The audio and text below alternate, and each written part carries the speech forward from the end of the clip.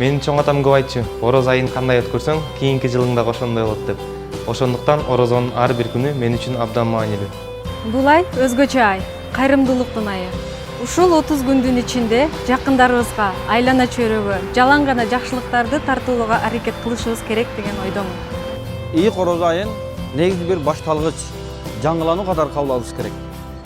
Адамдын жан дүйнөсүнүн жаңы бийиктиктерди багындырган, ааруулукка кадам таштаган алгачкы кадам. Ороз айы мага жагат. Бул айдын өзүнүн берекеси, өзгөчө жагымдуу атмосферасы бар.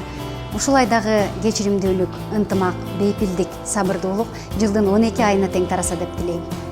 Мне нравится, что месяц Рамазан ассоциируется с такими ценностями, как доброта, уважение, сострадание и милосердие. Мне кажется, в этот месяц хороших людей в нашей стране становится больше.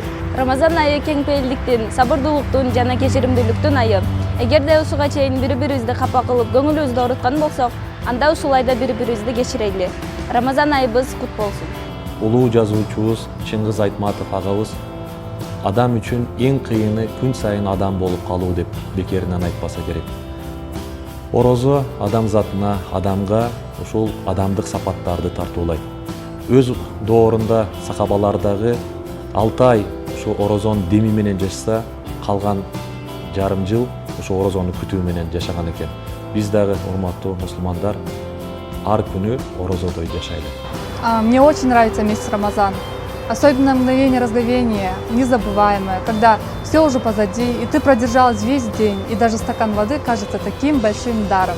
Мен үчүн Рамазан айы эң сүйкүмдүү ай.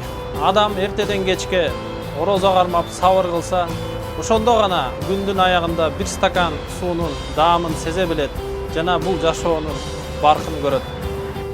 Рамазан айы мээримдүүлүктүн, тынчтыктын, сүйүүнүн, жоомарттыктын, жардам берүүнүн, аруулуктун эң берекелүү айы. 11 айдын султаны болгон ыйык Рамазан айы баарыңыздарга куттуу болсун.